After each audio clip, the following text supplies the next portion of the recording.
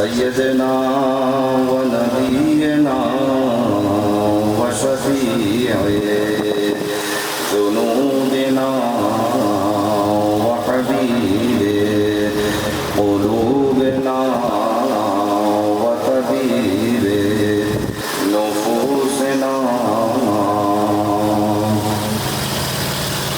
نور في الحرمين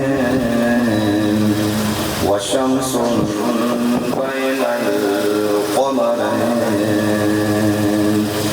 الذي قال في شأنه وما أرسلناك إلا رحمة للعالمين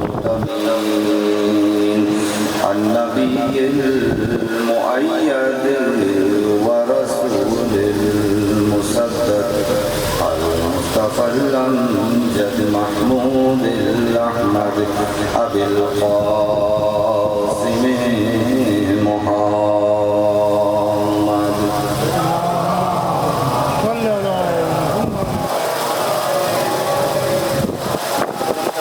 وعلى وليه ووصيه وخليفته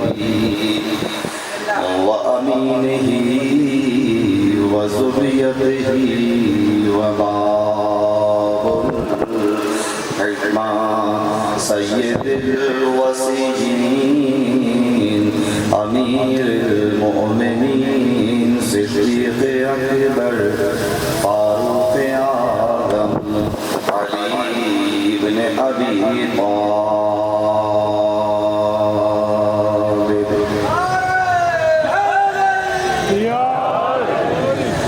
السلام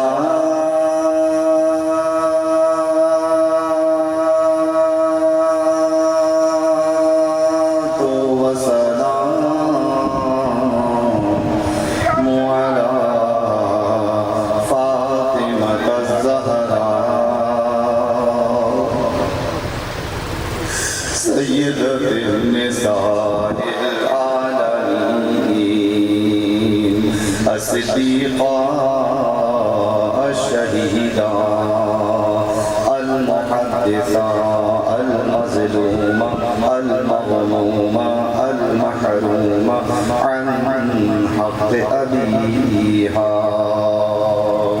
التي قالت بعد وفاة رسول الله صبت علي مصائب لو أنها صبت على الأيام سرنا لياليا وعلى حسن المصموم السيد الزكي الطاهر الولي المرشد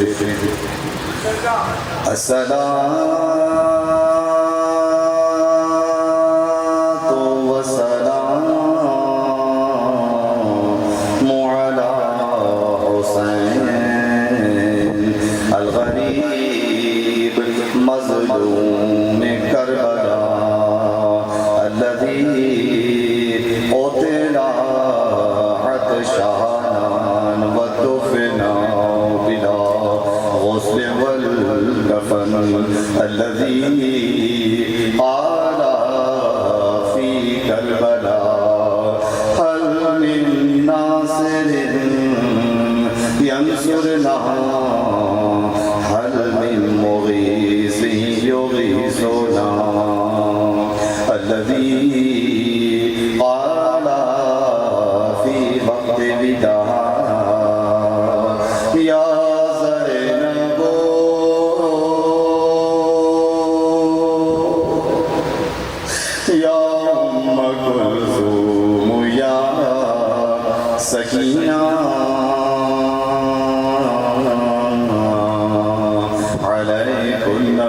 السلام وعلى آله الطيبين الطاهرين لا سيما بقية الله في الأرضين وحجته على العالمين.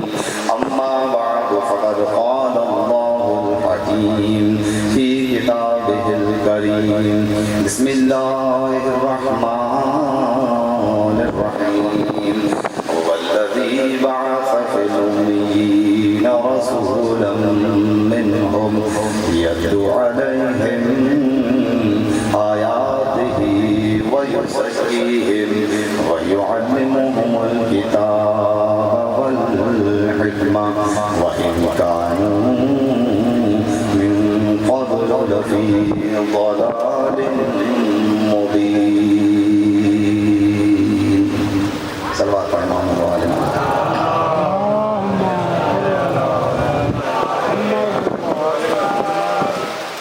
اذان قدر سورہ جمعہ قرآن مجید کا 62واں سورہ 62 نمبر سورہ جس کی دوسری آیت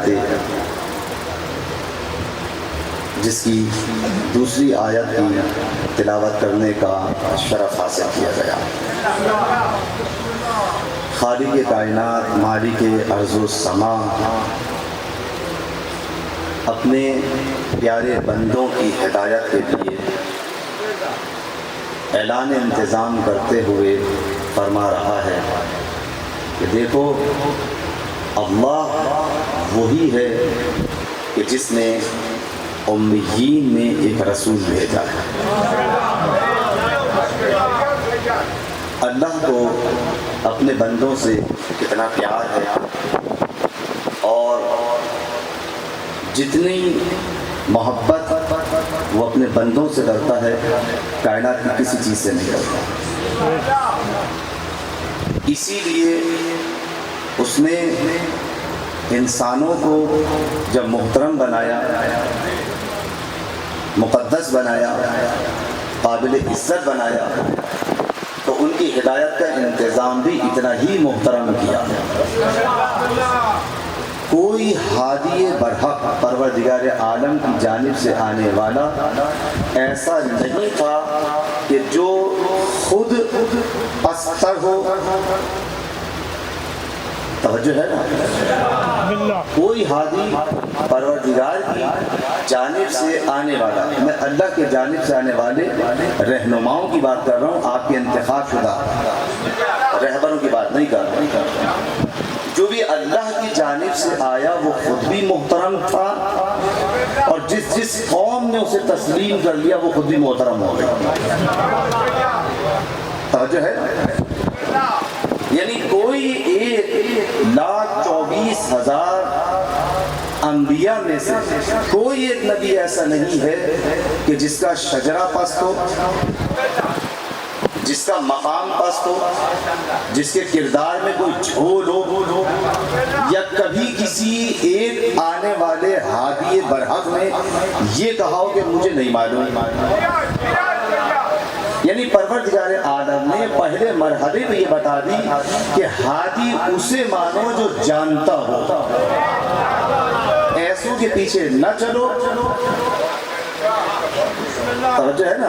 ایسوں کے پیچھے نہ چلو کہ جو کچھ جانتے نہیں. میں اس سلسلے میں بہت ساری آیات اپنے محترم سننے والوں کی گوش گزار کر چکا ہوں. تو آپ یہ دیکھیں کہ خداوند عالم نے اس آیت کریمہ میں کیا کہا ہے کہ اللہ وہی ہے کہ جس نے امیین میں ایک رسول بھیجا. میں کیونکہ جو سالانہ مجالس گھر گھر ہو رہی ہیں اسی لیے میں نے اس آیت کا انتخاب کیا ہے کہ ان مجالس میں بھی مسلسل ایک سلسلے وار پیغام پہنچ جائے. اسی لیے میں نے ایک ہی آیت کا انتخاب کیا اور موضوع کو تبدیل نہیں کیا تاکہ ایک سلسلہ ہدایت آپ کے ذہنوں تک پہنچ جائے.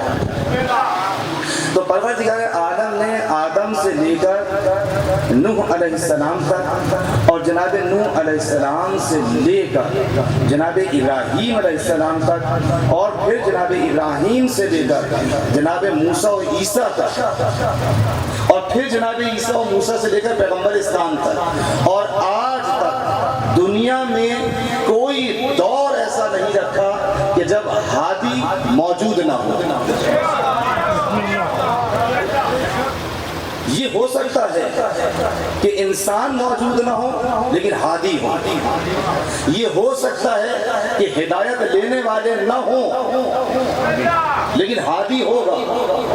جیسا کہ میں نے مثال بیان کی تھی آپ کے سامنے، اگر آپ کے ذہنوں میں رہ گئی ہو، کہ پانی کا وجود پہلے ہے، پانی کا وجود پہلے ہے نا، اور پیاس بعد میں ہے۔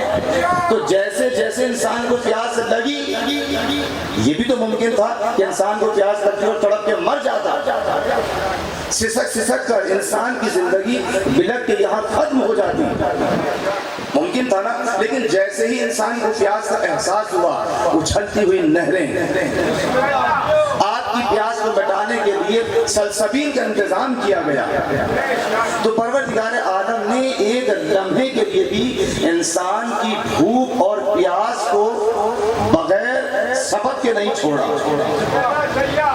کہ ایسا نہیں کہ انسان ایک لمحے کے لیے بھی اس زندگی گزارے، اس دنیا میں زندگی گزارے اور اس کی بھوک کو مٹانے کے لیے اسباب موجود نہ ہو، پیاس کو بجھانے والے اسباب موجود نہ ہو۔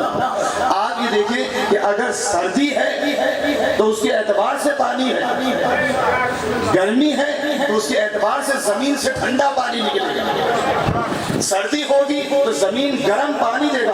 یہ زمین کو کس نے بتایا؟ یہ زمین کو کس نے بتایا کہ خبردار اب سردی ہے، ٹھنڈا پانی نہ دینا، میرے بندوں کا گلا خراب ہو جائے گا؟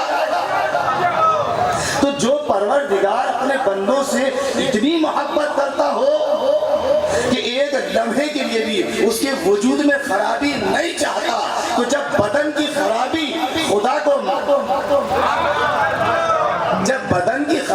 خدا کو قبول نہیں ہے تو جو روح نفس بنائی ہے خدا اس کی خرابی کو کیسے تسلیم کر لے گا؟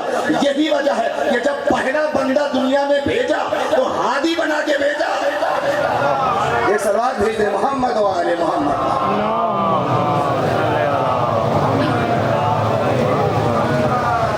ابھی بھی آپ کی آواز مجھے اکیلے سے زیادہ تھی، سب مل جل کے آواز بلند ترین سلوات پڑھیں تاکہ پتہ چلے کہ حسینیوں کا مجمع نہیں۔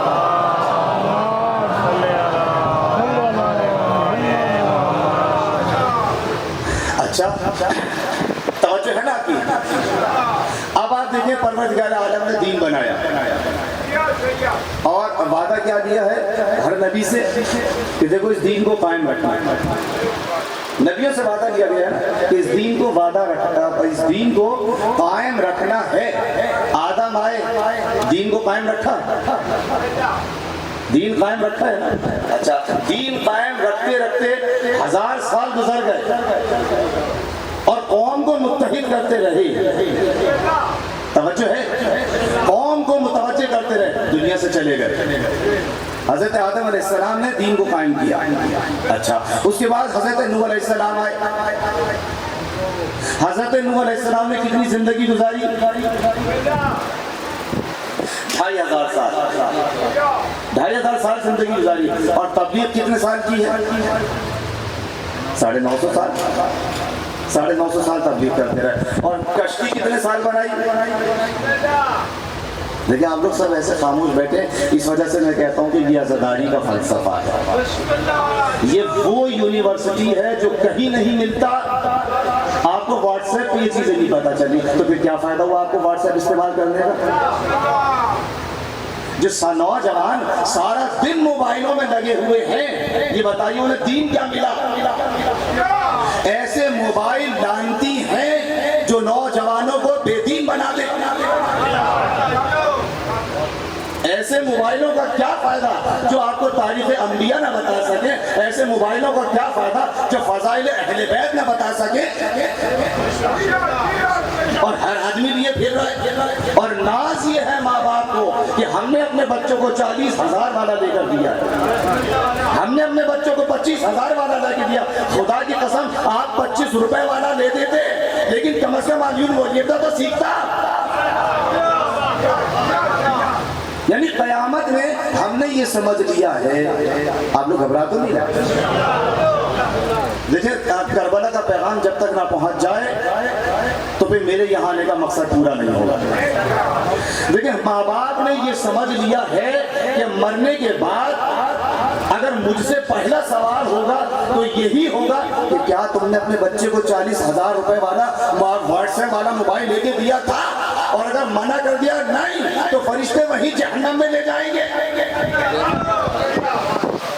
اور بچے بھی یہ سوچیں گے کہ ہمارے باپ نے چاہے کوئی میراث چھوڑی یا نہیں چھوڑی، یہ دیکھو کہ موبائل کتنے چھوڑے۔ یعنی سارا ہم و غم آج نوجوانوں کا یہ بن کے رہ گیا ہے، جسے دیکھو موبائل میں لگا ہوا ہے۔ یعنی آج یہ دیکھیں مائیں ہیں، ایک دور تھا کہ مائیں اپنے بچوں کو آب کوثر سے، آب تسنیم سے جب سیراب کرتی تھی، توجہ دیجیے، دیکھیں میں تو جملہ بیان کر رہا ہوں، اپنی گود میں لٹا کر جب بچے کو کوثر و تسنیم سے سیراب کرتی تھی تو علی علی کہہ کے سیراب کرتی تھی۔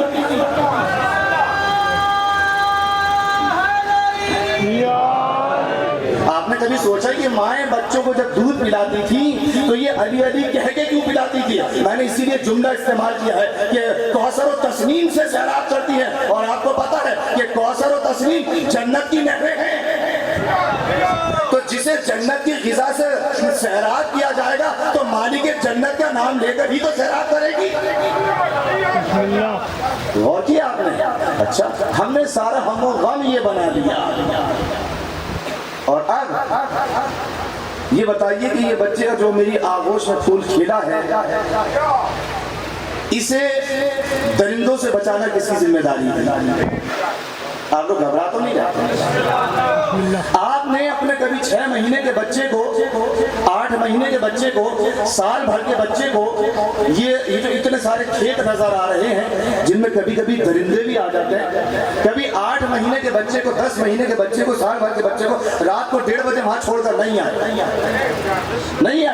کیوں؟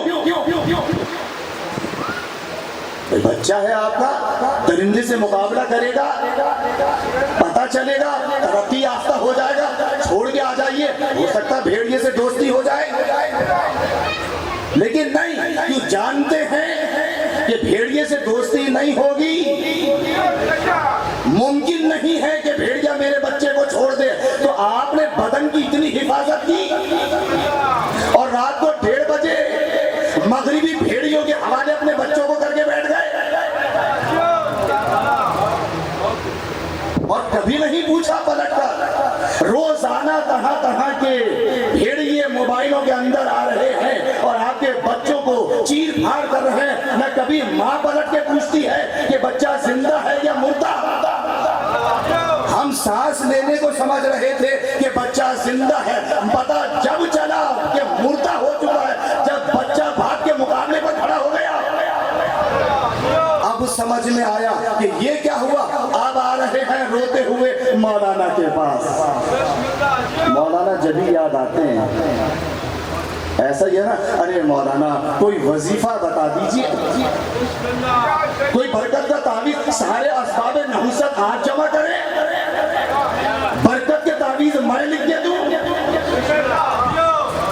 آپ لوگ میری باتوں پہ برا تو نہیں مان رہے، لیکن میں اپنے نوجوان بھائیوں سے مخاطب ہوں، ایک سوال بھیجتے محمد آل محمد۔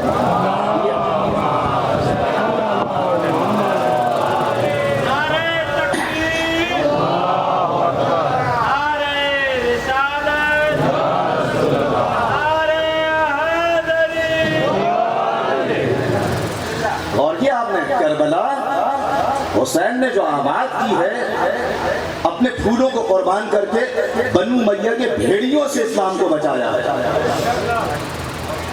یہی تو پیغام ہے کربلا کا. تو اگر یہ بھی پیغام نہ دے کر گیا تو پھر فائدہ کیا آنے کا؟ جناب نوح علیہ السلام نے کیا کہا تھا؟ اجازت. دیکھیں اگر اس سے پڑھنی ہے نا آپ کو اور داستانیں سننی ہیں تو پھر انبیاء کے قصے پڑھو. اللہ تعالیٰ جانتا ہے کہ میرے بندوں کو کہانیوں سے اور قصوں سے پیار ہے، اسی لیے اس نے انبیاء کے قصے رکھے ہیں. حضرت نوح علیہ السلام آئے، بسم اللہ الرحمن الرحیم، توجہ ہے آپ کی؟ بسم اللہ الرحمن الرحیم. انا ارسلنا نوحا الی قومہ، ہم نے نوح کو ان کی قوم کی طرف بھیجا. اس لیے بھیجا تھا تاکہ سب کو موبائل گفٹ کریں اور ساری قوم جو ہے موبائلوں میں لگی رہے. حد یہ ہے، اتنا دور ترقی یافتہ ہے کہ جو ذمہ داری ماں باپ کے اوپر عائد ہوتی تھی اب وہ سارے کام واٹس ایپ کر رہا ہے. 8-9 مہینے کا بچہ جو ابھی کسی کو پہچانتا بھی نہیں ہے لیکن موبائل کو پہچانتا ہے. تربیت اس کی ماں کو کرنی تھی، ماں نے اس کے ہاتھ میں موبائل دیا اور کچھ بھی لگا دیا. اب یہ میں نہیں کہوں گا کہ کیا لگا دیا. خدا کی قسم ہم سارا دن یہ کہتے ہیں العجل العجل کہتے ہیں نا. اگر اسی لمحہ امام آ جائیں اور آپ کے بچے کے ہاتھ میں وہ موبائل دیکھیں اور جس میں آپ نے وہ چیز لگا کے دی ہے تو بتائیے کہ سب سے پہلے گردن کٹنے کا کون مستحق ہوگا؟ امام. یہ بتائیے کہ ہم کیوں بلا رہے ہیں امام کو؟ کام کیا ہے امام کو بلانے کا؟ کیا وجہ ہے؟ کیوں بلانا چاہتے ہیں؟ تاکہ دشمنوں سے ہم محفوظ ہو جائیں. دشمن تو آپ نے گھر میں پال رکھے ہیں، دشمن تو آپ نے، اب ضرورت نہیں ہے کہ دشمن آپ کو اسلحے سے مارے. یہ ترقی یافتہ بھیڑیے جو ہر گھر کے کمرے میں موجود ہے، ہر انسان کی جیب میں موجود ہے، بھیڑیا ساتھ لیے پھر رہے ہیں اور رو رہے ہیں امریکہ کو کہ امریکہ حملہ نہ کر دے. امریکہ نے نیا رخ اختیار کر لیا اور ہمیں پتہ بھی نہیں چلا کہ تم خود ہی مٹ جاؤ گے. توجہ ہے نا؟ لیکن سب نہ کہیں جیو جیو، لیکن جو افراد مجھے جیو جیو کہہ رہے ہیں وہی کافی ہے. آپ جو لیکن جو خاموش بیٹھے ہیں ان کی خاموشی بھی بغیر وجہ کے نہیں ہے. یا تو پشیمان ہو رہے ہیں یا موبائل خرید کے پچھتا رہے ہیں کہ آج تو ہم مجلس میں آ کے پھنس گئے. اسی لیے بغیر بتائے انہوں نے مجھے بلایا اور میں نے بھی نہیں بتایا کہ میں کیا پڑھوں گا. اب تو آپ پھنس گئے نا اور کوئی اٹھ کے بھی نہیں جا سکتا. بیچ میں سے دروازہ وہاں سے بھی بند ہے، وہاں بھی افراد کھڑے ہیں، جا کوئی نہیں سکتا جب تک کہ میں اپنی بات پوری نہ کر لوں. ایک سلوار بھیج دیں محمد و آل محمد.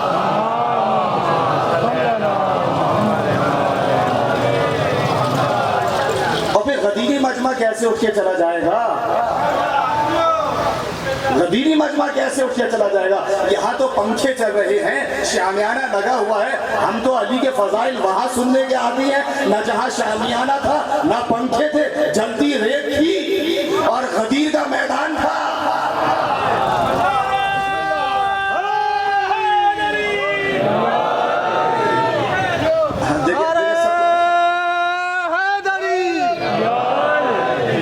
سب کو بلوا دیا نا میں نے. بس یہی کام ہے. جب چاہیں گے ہم خاموش کر دیں گے اور جب چاہیں گے بلوا دیں گے. توجہ ہے نا؟ اچھا حضرت نوح علیہ السلام آئے تبلیغ کرتے رہے. ذہن تیار ہے آپ کے سننے کے لیے؟ حضرت نوح علیہ السلام کا نام کیا ہے؟ نوح کہتے ہیں نا حضرت نوح علیہ السلام کو. قرآن نے بھی اسی نام سے پکارا، اس لیے میں ان کے دوسرے نام کی طرف نہیں جانا چاہتا، اسی نام کی طرف. نوح کہتے ہیں نوحہ گزار، نوحہ پڑھنے والے کو نوح کہتے ہیں. اتنی گریہ و زاری کرتے تھے بارگاہ خداوندی میں، اتنا گریہ کرتے تھے، اتنا نوحہ گونا رہتے تھے ہر وقت کہ پروردگار کو اتنا پسند آیا ہے جناب نوح علیہ السلام کا یہ انداز کہ نام ہی نوح رکھ دیا. توجہ ہے؟ آگے بڑھ جاؤں؟ اچھا، اب تبلیغ کر رہے ہیں کس کے درمیان؟ اپنی قوم کے درمیان۔ اچھا، تبلیغ کرتے رہے۔ دیکھو یہ جو تم نے پتھر کے وہ بنا رکھے نا بت، یہ تمہارے کسی کام آنے والے نہیں ہیں۔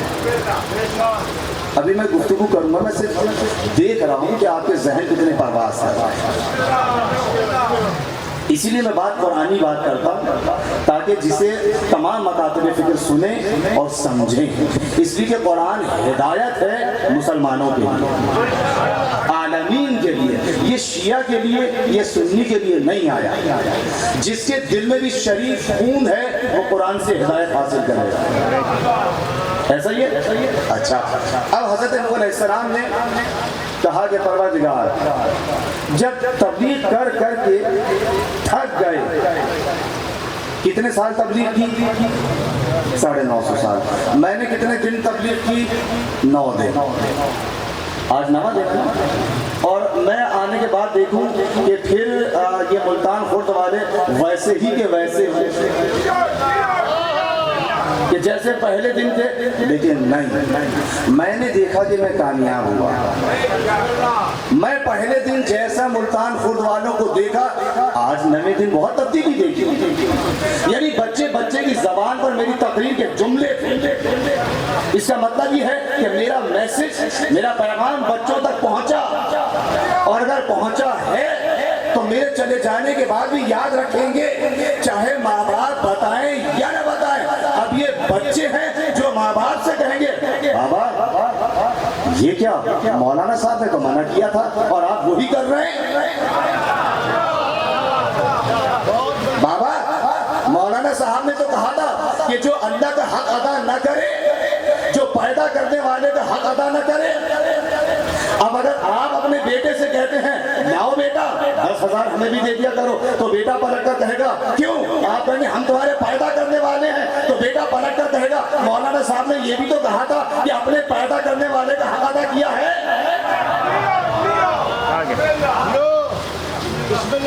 تو اگر آپ یہ چاہتے ہیں کہ آپ کا بیٹا، کیونکہ آپ اس کے پیدا کرنے والے ہیں، وہ آپ کا حق ادا کرے، تو اگر آپ کی یہ خواہش ہے کہ جس کے آپ پیدا کرنے والے ہیں وہ آپ کا حق ادا کرے، تو جو آپ کا پیدا کرنے والا ہے، تو اگر ہر باپ یہ چاہتا ہے کہ اس کا بیٹا اس کا حق ادا کرے، تو ہر باپ کو پہلے اپنے پیدا کرنے والے کا حق ادا کرنا ہوگا۔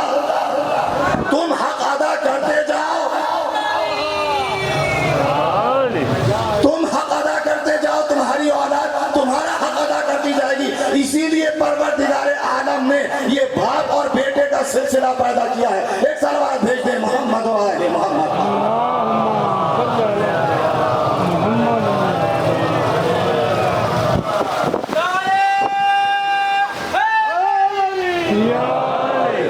آپ کی بیدار سماعتوں کی نظر کر رہا ہوں حضرت نوح علیہ السلام کے جملے،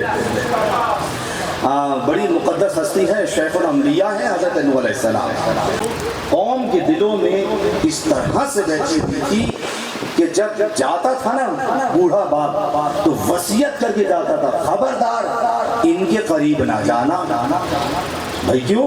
اس لیے کہ یہ اپنے مذہب پہ لے جائیں گے۔ بھائی میرا مذہب کیا تھا؟ توحید ہی کی تو دعوت دے رہے ہیں، تو ہم اپنی مجلسوں میں کیا کرتے ہیں؟ نہیں ذہن نہیں پہنچا، آپ کے ذہن نہیں پہنچے۔ ہم اپنی مجلسوں میں توحید کے علاوہ کسی اور چیز کی طرف دعوت دیتے ہیں، رسالت کے علاوہ کسی اور چیز کی طرف دعوت دیتے ہیں، قرآن کے علاوہ کچھ اور سناتے ہیں۔ اور میں تو خاص طور پہ جتنی قرآن کی آیات کی پڑھی ہیں، شاید اتنی روایات بھی نہ پڑھی ہوں، تو بس یاد رکھو جس طرح نوح سے روکا گیا، کیوں؟ اس لیے کہ دعوت توحید دیتے ہیں، تو اگر کوئی مجلسوں سے روکتا ہے اس کا مطلب یہ ہے وہ نبیوں والا نہیں ہے، وہ نبیوں کا مخالف ہے۔ اچھا، تبلیغ کرتے رہے، اور جب تبلیغ کر کر کے تھک گئے، بہرحال انسان ہے نا۔ اچھا، کرتے کیا تھے قوم والے؟ پتھر مارتے تھے، مارتے تھے نا، پتھر مارتے تھے حضرت نوح علیہ السلام کو. اور مار کیوں رہے تھے؟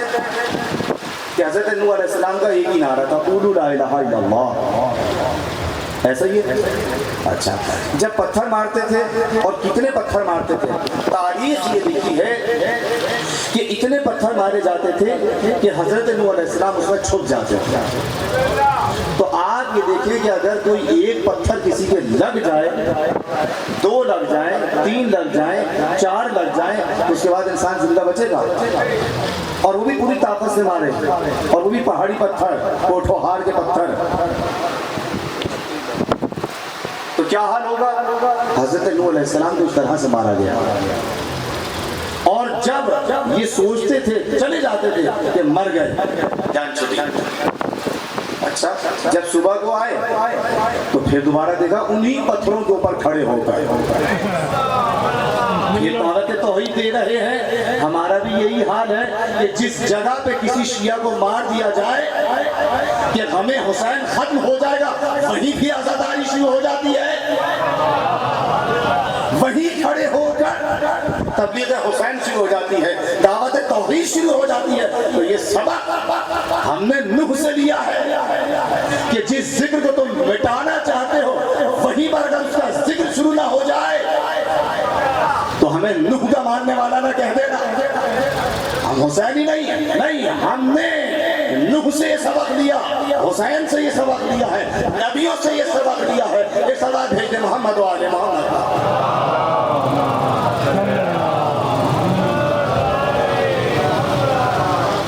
دعوت دی. کتنے سال چلے جاتے تھے اور پھر تبلیغ کا سلسلہ شروع ہو جاتا تھا. تھکے نہیں، لیکن ایک وقت آیا،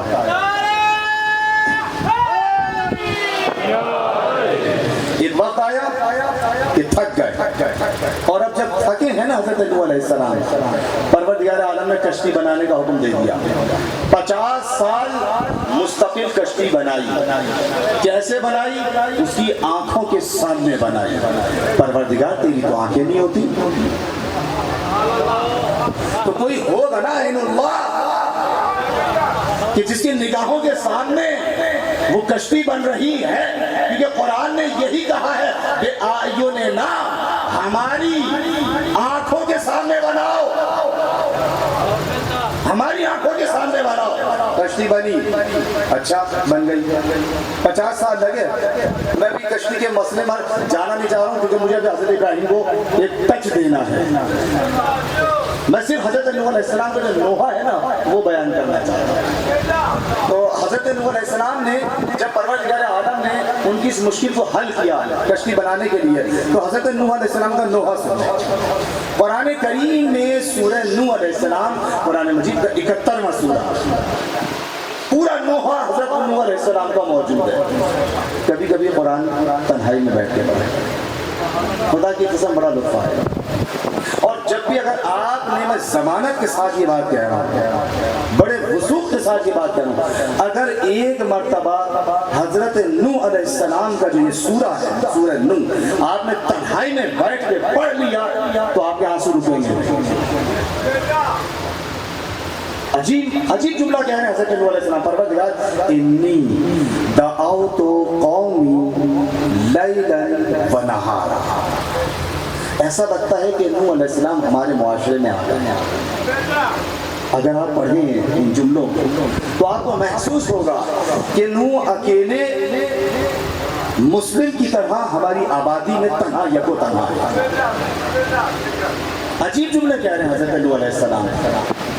کیا کہا کہ انی دعوت قومی لیلا و نہارا. پروردگار، میں نے اپنی قوم کو دن میں پکارا، رات میں پکارا، دن رات پکارا میں نے. فلم یزدہم دعائی الا فرارا. میں جتنا انہیں بلاتا تھا یہ اتنا فرار کرتے تھے. یہ حضرت نوح علیہ السلام کا بہت بڑا نوحہ. بڑا گریہ کیا حضرت نوح علیہ السلام نے اس جملے پر کہ پروردگار میں جتنا بلاتا تھا یہ اتنا مجھ سے فرار کرتے تھے. اب دیکھیں قرآن کریم نے اتنے جملے کو کوٹ کیا. حضرت نوح علیہ السلام نے اپنے اس لوہے کے اندر یہ نہیں کہا پروردگار میں نے بلاتا تھا یہ پتھر مارتے تھے، پروردگار میں نے بلاتا تھا یہ مجھے تانے دیتے تھے، پروردگار انہوں نے مجھے پیاسا رکھا، انہوں نے مجھے بھوکا رکھا، انہوں نے مجھے پتھر مارے اور اتنے پتھر مارے، روز پتھر مارتے تھے، روز مار کے جاتے تھے۔ نہیں، آیت میں یہ نہیں ہے۔ حضرت نوح علیہ السلام نے یہ نوحہ نہیں کیا، بس نوحہ کیا ہے کہ پروردگار میں نے انہیں دن میں بلایا، میں نے انہیں رات میں بلایا، میں نے جب جب بلاتا تھا یہ فرار کرتے تھے۔ اس کا مطلب یہ ہے کہ اگر نبی کو کوئی چیز قوم کی بری لگتی ہے تو اس کا پتھر مارنا برا نہیں لگا، اس کا اذیت دینا برا نہیں لگا، اس کے غم پہنچانا برا نہیں لگا، برا جب لگا ہے کہ جب نبی بلائے اور قوم فرار کر جائے۔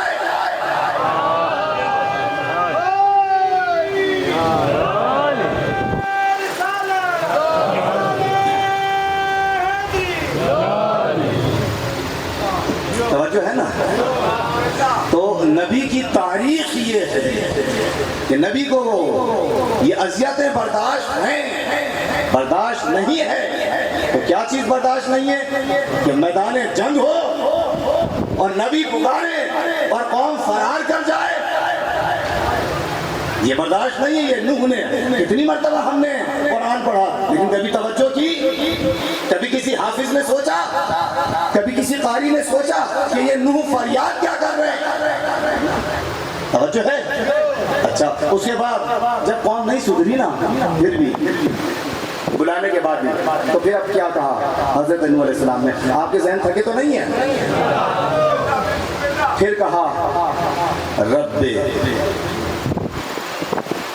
پروردگار لا تذر علی الارض من الکافرین دیارا۔ دیکھیں اب سر سے پانی گزر گیا تو کیا کہا کہ رب لا تذر علی الارض من الکافرین دیارا، پروردگار زمین پر ایک کافر کو نہ چھوڑنا۔ کس نے کہا یہ جملے؟ نبی نے، نوح علیہ السلام، شیخ الانبیاء نے کیا کہا ہے؟ پروردگار یہ ان میں سے ایک کافر کو بھی زندہ نہیں چھوڑنا۔ پروردگار نے کہا کیوں؟ کہ اس لیے انکا انتظرہم یذلوا عبادک، اس لیے کہ پروردگار اگر تو نے انہیں زندہ چھوڑ دیا تو یہ تیرے بندوں کو گمراہ کریں گے۔ توجہ ہے؟ یہ تیرے بندوں کو گمراہ کریں گے۔ وَلَا يَلِدُ إِلَّا فَاجِرًا كَفَّارًا، اور جو بھی ان کے گھر میں بچہ پیدا ہوگا فاجر اور کافر ہی ہوگا۔ تو اس کا مطلب یہ ہے کافر کے گھر میں کافر پیدا ہوگا۔ توجہ ہے نا؟ اچھا، اب جملہ کہہ دوں آپ کے مزاج کے مطابق۔ نوح آپ یہ کیوں کہہ رہے ہیں کہ پروردگار ایک کافر کو بھی زندہ نہ چھوڑنا؟ ہو سکتا ہے اس کی پشت میں کوئی مسلمان آنے والا ہو۔ ذہن پہنچ رہے ہیں نا؟ میں دیکھیں آپ کے ذہنوں کو پرواز دے کے لے جانا چاہ رہا ہوں کہ نوح آپ یہ کیوں کہہ رہے ہیں ایک کافر کو بھی زندہ نہ چھوڑنا؟ آپ تو نبی ہیں، آپ کی نگاہ نبوت کہاں تک دیکھ رہی ہے؟ کہ قیامت تک دیکھ رہا ہوں کہ اب ان کی نسلوں میں کوئی مومن آنے والا نہیں ہے، ورنہ کسی مومن کے لیے بد دعا کرنا تو مومن کو اجازت نہیں ہے، نبی کیسے کر سکتا ہے؟ تو اگر نبی یہ کہہ رہا ہے کہ پروردگار ان میں سے ایک کو بھی زندہ نہ چھوڑنا، تو اس کا مطلب یہ ہے نگاہ نبوت دیکھ رہی تھی کہ کہاں تک کون مومن ہے اور کون کافر ہے۔ تو اس کا مطلب یہ ہے کہ نبی کی نگاہ اتنی بلند ہوتی ہے کہ جو نسلوں کو پرکھتی ہے، تو جو وارث نبی ہے، جو وارث مصطفیٰ ہے، ہم نے میدان میں دیکھا کہ تلوار اٹھی، اندھیری رات میں تلوار چمکی، اٹھی، پڑی اور رک گئی۔ جو ہے نا، یعنی تلوار چلی اور جب گردن تک آئی تو تلوار روک دی۔ پوچھنے والے نے پوچھا مولا یہ تلوار روکتے کیوں ہیں، یہ تلوار روک کیوں ہیں؟ کہا اس لیے کہ میں اس کی نسلوں کو دیکھ رہا ہوں کہ اس کی نسل میں کون مومن ہے۔ 1000 سال کے بعد 2000 سال کے بعد ایک مومن آنے والا ہے۔ تو نوح نے، توجہ ہے نا، نوح نے بھی یہی کام کیا تھا کہ پروردگار ان کی نسلوں میں اب کوئی آنے والا نہیں ہے، اس لیے برباد کر دے۔ یا علی آپ نے کیوں نہ کہا اس لیے کہ میری نگاہ اس پہ نہیں ہے جو سامنے میری تلوار کے نیچے ہے، میری نگاہ اس پر ہے جو 1000 سال کے بعد آنے والا ہے۔ یا علی آپ اسے چھوڑ دیں گے یہ آپ کو نقصان پہنچائے گا، توجہ ہے نا، یا علی آپ چھوڑ دیں گے یہ آپ کو نقصان پہنچائے گا، اس کا بیٹا آئے گا حسن کو نقصان پہنچائے گا، اس کا بیٹا آئے گا حسین کو نقصان پہنچائے گا، اس کا بیٹا آئے گا امام زین العابدین کو نقصان پہنچائے گا۔ کہا دیکھو ہماری نگاہ میں مومن کتنا عزیز ہے، ہماری نگاہ میں ہمیں سارے مسائل برداشت ہیں، ایک مومن کا قتل برداشت نہیں ہے۔ ایک صلوات بھیج دیں محمد و آل محمد۔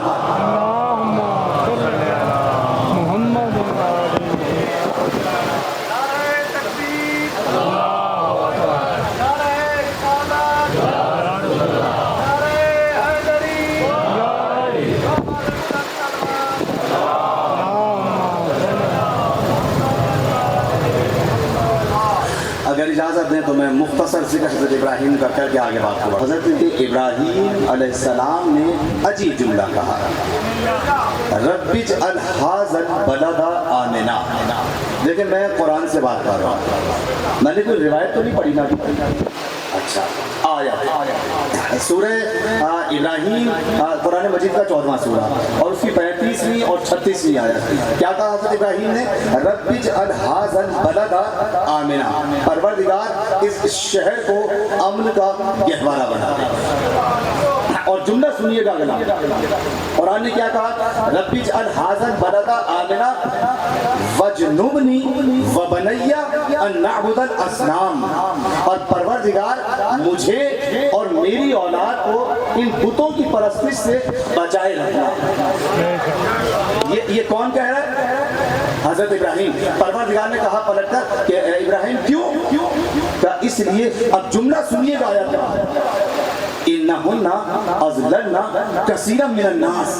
لیکن روایت نہیں ہے، آیت ہے۔ خدا کی قسم جب تک قیامت نہ آ جائے قرآن باقی رہے گا، اور جب تک قرآن باقی ہے یہ آیت رہے گی، اور جب تک یہ آیت رہے گی میرا مسلک حق پر رہے گا۔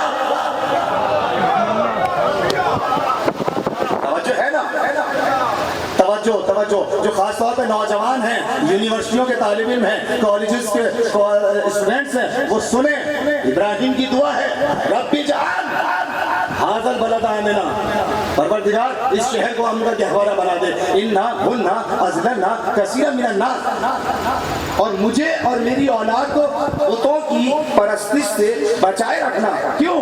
انہن اضللن کثیرا من الناس، اس لیے کہ ان کی وجہ سے انہوں نے، یہ بت ہے نا جو رکھے ہوئے ہیں، انہوں نے جماعت کثیر کو گمراہ کر دیا، انہوں نے لوگوں کی ایک بہت بڑی جماعت کو، اکثریت کو گمراہ کر دیا۔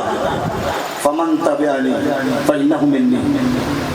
دیکھیں پروردگار کی بارگاہ میں حضرت ابراہیم کے جملے دیکھیں، رش کریں گے خدا کی قسم، مکتب اہل بیت پر رش کریں گے، آپ فخر کریں گے کہ ہم ابراہیمی ہیں۔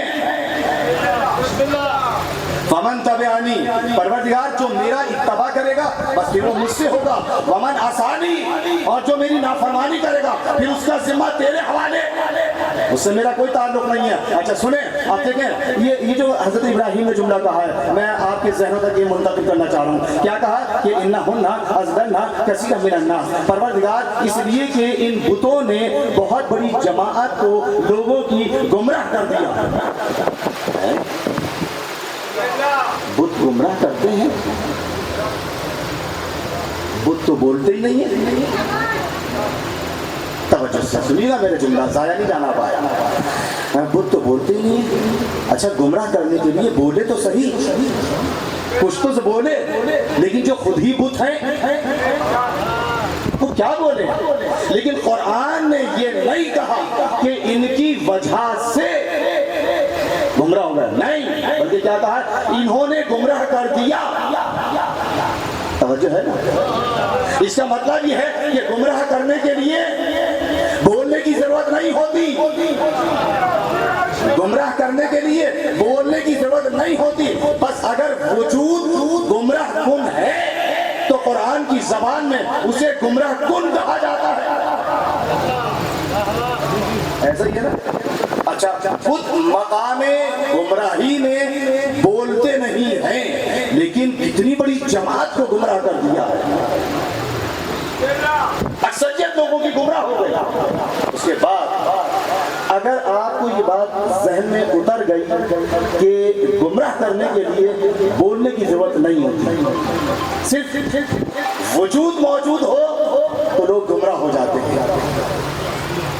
ایسا ہی ہے نا. اچھا, تو ہدایت کا بھی تو مرحلہ ایسا ہی ہونا چاہیے نا. تو آیت پڑھ دیں. بسم اللہ الرحمن الرحیم, سورہ آل عمران, قرآن مجید کا تیسرا سورہ, اس کی 96 نمبر آیت. آپ لوگ تھکے تو نہیں ہیں؟ میں چاہ رہا ہوں کہ یہ پیغام دے کر جاؤ. آیت نمبر 96, اِنَّا أَوَّلَ بَيْتٍ وُضِعَ لِلنَّاسِ لَلَّذِي بِبَكَّةَ مُبَارَكًا, پہلا گھر جو انسانوں کے لیے بنایا گیا خانہ کعبہ میں, مکہ میں, وہ کون سا ہے؟ خانہ کعبہ. وہ ہدایت کرتا ہے تو کعبہ بولتا ہے, تو خاموش رہ کر ہادی. توجہ ہے نا. لیکن دونوں مثالیں قرآن سے دی ہیں. اچھا, اب قرآن سے سنیں. اِنَّا هَذَا الْقُرْآنَ يَهْدِي لِلَّتِي هِيَ أَقْوَمُ, یہ قرآن سیدھے راستے کی طرف ہدایت کرتا ہے. کون سا قرآن؟ یہ جو آپ کے ہاتھوں میں بولتا ہے. خاموش ہے نا.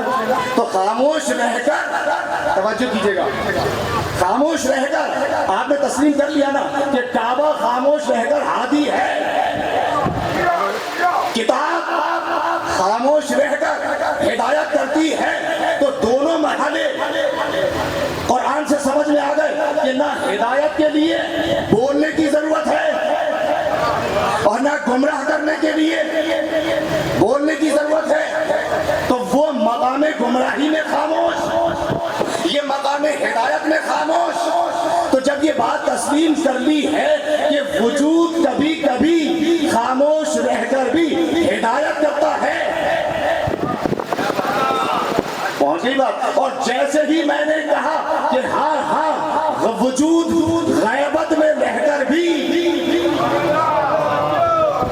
ہادی ہو سکتا ہے, وہ غیب میں رہ کے ہدایت کرتا ہے, تو فوراً کہتے ہیں جب سامنے آتے نہیں, بولتے نہیں, تو ہدایت کیسے کریں گے؟ ارے میں نے کہا جیسے کعبہ خاموش رہ کے ہدایت کرتا ہے, کتاب خاموش رہ کے ہدایت کرتی ہے, ایسے ہی میرا امام خاموش رہ کے ہدایت کر رہا ہے.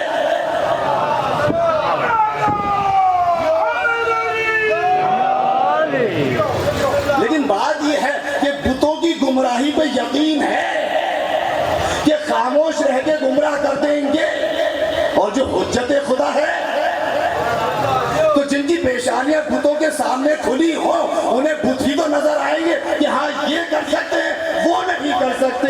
ایک سلوات بھیجتے ہیں محمد و آل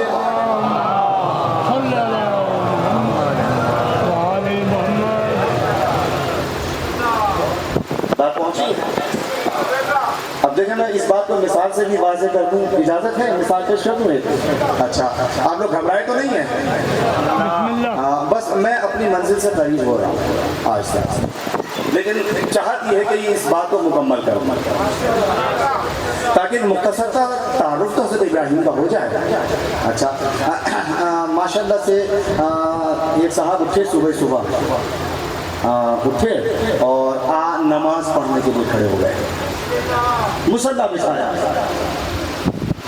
1 سال کا بچے نے دیکھا, آنکھ کھل جاتی ہے بچوں کی عام طور پر, دیکھا کہ بابا اٹھے ہیں اور کام کیا کیا ہے, مصلی بچھا دیا.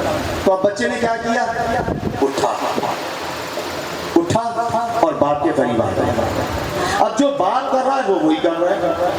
بچے سے پوچھیں کیا کر رہے ہو, کہ جو بابا کر رہے ہیں، کہ بابا کیا کر رہے ہیں، کہ یہ انہیں پتا ہوگا۔ تو آپ یہ دیکھیں، حالانکہ کبھی کبھی بچے آپ کی نماز پڑھنا محال کر دیتے ہیں، کبھی کمر پر آ جائیں گے، کبھی سجدہ اٹھا کے بھاگے گا، کبھی تسبیح اٹھا کے لے کے بھاگ جائے گا، لیکن کرے گا وہی جو آپ کر رہے ہیں۔ آپ رکوع میں گئے، اس نے بھی اپنے چھوٹے چھوٹے ہاتھ چھوٹے چھوٹے گھٹنوں پہ رکھ دیے۔ آپ سجدے میں گئے، اس نے بھی اپنی چھوٹی سی پیشانی توجہ ہے نا سجدے گاہ پہ رکھ دی۔ توجہ سے بتائیں، خدا کی قسم، جب پروردگار بات کے برابر میں یہ اتنی ننھی منی سی پیشانی سجدے میں دیکھے گا تو پروردگار کا دل چاہے گا کہ اس بندے پر عذاب نازل کروں جس کا بچہ اس عمر میں نمازی ہو گیا ہے نا ایسا۔ آپ سحری میں اٹھے سحری کرنے کے لیے، بچے نے برتنوں کی آوازیں سنی، وہ بھی اٹھ گیا۔ کیا ہو رہا ہے؟ بیٹا سحری کر رہے، میں بھی کروں گا۔ اسے نہیں پتا کہ روزہ کیا ہے، لیکن آپ یہ دیکھیں کہ آپ کے سجدے کرنے نے اسے نمازی بنا دیا، آپ کے روزہ رکھنے نے، چاہے وہ 2 پکوڑوں کے خاطر ہی رکھا ہو، اٹھے، اور آپ کے اس روزہ رکھنے نے بچے کو روزے دار بنا دیا۔ تو اب جب محشر برپا ہوا، توجہ کیجیے گا، جب محشر برپا ہوا اور اس بچے کو بلایا گیا کہ بلاؤ اس بچے کو، کتنا نمازی تھا، کتنا پرہیزگار تھا، نذان کی آواز سنتا تھا اور دوڑتا تھا، رمضان کے مہینے کا انتظار کرتا تھا، وہ باپ کھڑا دیکھ رہا ہے۔ پروردگار، یہ ساری ہماری محنتوں کا نتیجہ ہے، یہ ساری ہماری محنتوں کا نتیجہ ہے۔ اگر ہماری سیرت نہ ہوتی، ہمارا طریقہ کار نہ ہوتا، اگر میں سجدے نہ کرتا تو یہ بھی سجدے نہ کرتا، میں روزے نہ رکھتا تو یہ بھی روزہ نہ رکھتا، تو اس کے ثواب میں ہمیں بھی حصے دار بنا دے تو پروردگار بنائے گا۔ ہاں آ جاؤ بھائی، تمہاری ہی تربیت کا نتیجہ ہے، تو اتنا تو مان گئے کہ تمہاری تربیت کا نتیجہ تھا تو ہم نے ثواب میں حصے دار بنا دیا۔ لیکن جیسے ہی بات صبح اٹھا اور آئینے کے سامنے پہنچا اور چہرہ صاف کر ڈالا،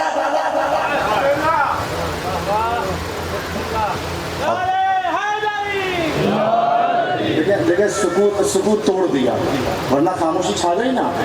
بھائی نمازی نماز کو دیکھ کر بچہ نمازی بن گیا، اور سارا دن جب آپ نے جھوٹ بولا اور بچہ جھوٹ بولنا سیکھ گیا، سارا دن آپ نے اپنی زوجہ پر ظلم کیا، بہن بھائیوں میں ظلم کیا، بچہ ظلم کرنا سیکھ گیا، ماں باپ کی توہین کی، بچہ توہین کرنا سیکھا۔ ایسا ہی ہے نا۔ تو اب جب عالم محشر میں پہنچے اور پروردگار نے کہا کہ بلاؤ اس کے باپ کو، تو آپ نے کہا یہ ناخلق تھا، تو پروردگار پلٹ کر کہے گا نا، جب نمازی بنا تھا تو تمہاری تربیت تھی، اب بتاؤ یہ کس کی تربیت ہے؟ تو جب ثواب میں حصے دار بننا چاہتے ہو تو آؤ عذاب میں بھی حصے دار بنو۔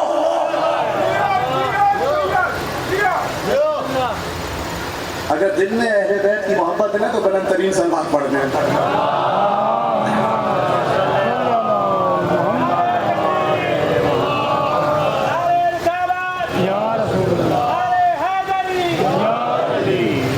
اچھا، اب ابراہیم خلیل اللہ ہے، آخر جملہ اور تقریر تمام، یہیں پہ میں تقریر تمام کر دوں گا۔ ابراہیم خلیل اللہ ہے، اور قوم کیسی ہے؟ دوہری قوم۔ توجہ دیجیے، ایک نیا رخ میں آپ کے سامنے پیش کرنا چاہ رہا ہوں حضرت ابراہیم کی قوم کا۔ اچھا، حضرت ابراہیم کو کبھی قوم کے پاس آ کے بتانا پڑتا ہے کہ تم جسے خدا مان رہے ہو یہ خدا کہلائے جانے کے قابل نہیں ہے، اور پھر فرعون کے پاس جا کے سمجھانا پڑتا ہے کہ تو اپنے آپ کو خدا کہلوا رہا ہے، تو خدا کہلائے جانے کے قابل نہیں ہے۔ ہمارا بھی یہی حال ہے، کبھی قوم کو سمجھانا پڑتا ہے کہ تم جنہیں مان رہے ہو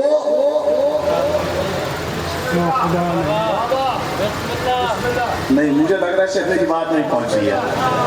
کبھی قوم کو سمجھانا پڑتا ہے کہ جنہیں تم مان رہے ہو وہ مانے جانے کے قابل نہیں ہے، اور کبھی انہیں سمجھانا پڑتا ہے کہ تم جو اپنے آپ کو منوا رہے ہو تمہارا یہ حق نہیں ہے. ایسا ہی ہے نا.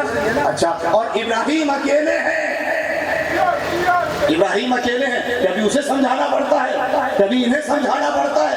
اب کریں تو کیا کریں، اور ہر طرف بت ہے. اب ابراہیم نے کام یہ کیا کہ اس سے بعد میں نمٹیں گے، پہلے قوم کو سیدھا کریں. اب بت قدے میں گئے عید کے دن اور سارے بتوں کو ڈھیر کر دیا. اچھا، سورہ انبیاء نے اس واقعے کو محفوظ کر دیا. ایسا ہی ہے نا. سورہ انبیاء قرآن مجید کا 21واں سورہ اور اس کی 59ویں آیت. کیا کہا؟ من فعل ھذا بآلہتنا. فرعون نے کہا ارے یہ کس نے ہمارے خداؤں کا حال کر دیا، ان کا ڈھیر بنا دیا. تو ایسے کو کیوں مان رہے تھے جو میدان میں ڈھیر ہو جائے؟ ایسے کو مانو نا کہ جو ڈھیر کر دے. اسی لیے اب آپ دیکھیں حضرت ابراہیم کے پاس آئے، ہو نہ ہو وہی ہوگا. کسی اور کے پاس چلے جاتے، ابراہیمی کے پاس کیوں آئے؟ اچھا، آپ کو پتا ہے جب احتجاج کرتے ہیں لوگ تو آتے کس انداز میں؟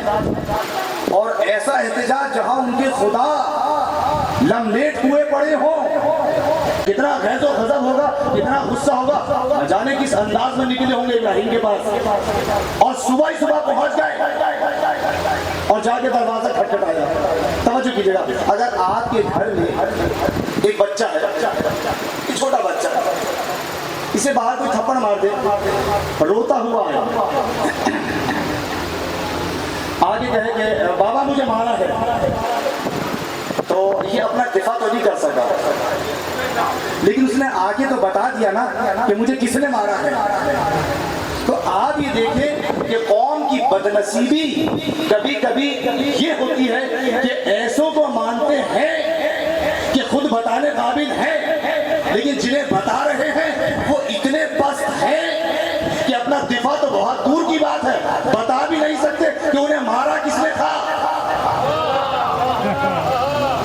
توجہ ہے نا، یہ بھی نہیں بتا سکتے کہ مارا کس نے.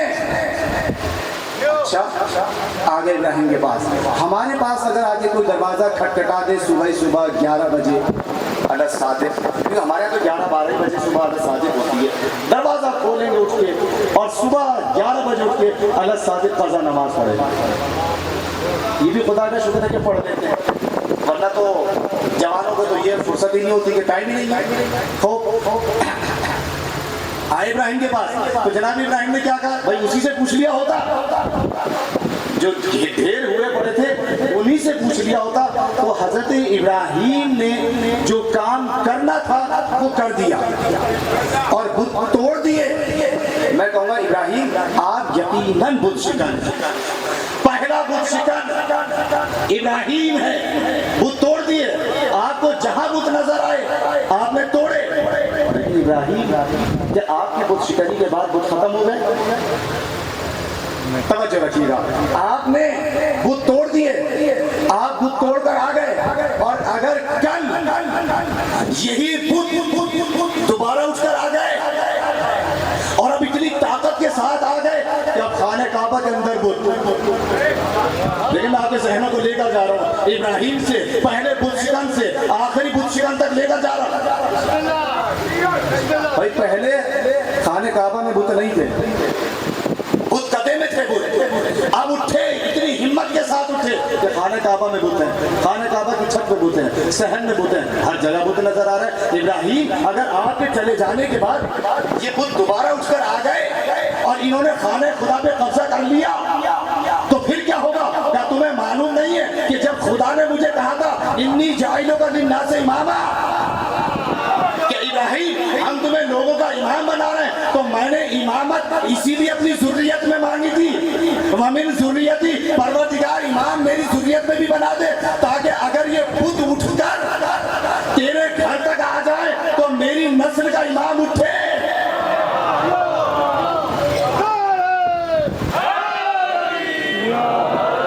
میری نسل کا امام اٹھے اور ان بتوں کو، خانہ خدا کو علی کہتے. اب آپ دیکھیں آخری جملہ تقریر کا کہ شاہ ولی اللہ محدث دہلوی بڑے عظیم مفکر، محدث، عالم، مفسر، مؤرخ، بڑے عظیم القدر عالم دین اہل سنت کے شاہ ولی اللہ محدث دہلوی، جب انہوں نے اس واقعے کو اپنی کتاب میں نقل کیا، توجہ کیجئے گا، تو چونکہ کتاب فارسی میں ہے اور وہ شعر بھی انہوں نے فارسی میں لکھا تو اس کا پڑھنے کا مزہ ہی فارسی میں.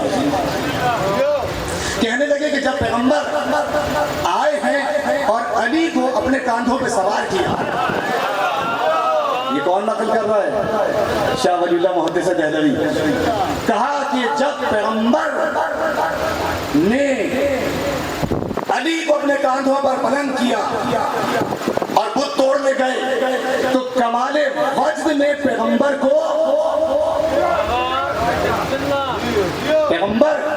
کمال عشق خدا میں وجد آ رہا تھا. تو آپ دیکھیں علی کی فضیلت میں پیغمبر کو وجد آتا ہے. اب اگر کسی کو نہ ہے تو بیٹھا کرے. یہ کس نے کہے جملے؟ یہ شاہ ولی اللہ محدث دہلوی کہہ رہے ہیں کہ جس وقت علی کو کانوں پر بلند کیا تو پیغمبر نے عجیب جملہ کہا جسے محدث دہلوی نے اپنے لفظوں میں بیان کیا ہے. یا علی خوشا بے حال تو کہ کار حق لکھونی. اے علی کیا کہنا تمہارا کہ کتنا حق کا کام انجام دے رہے ہو. وہ حق بزا بے حال من کے بار حق نکشا. اور کیا کہنا میرا کہ میں نے حق کے وزن کو اٹھایا ہوا ہے. اب تو سمجھ لو کہ علی حق ہے.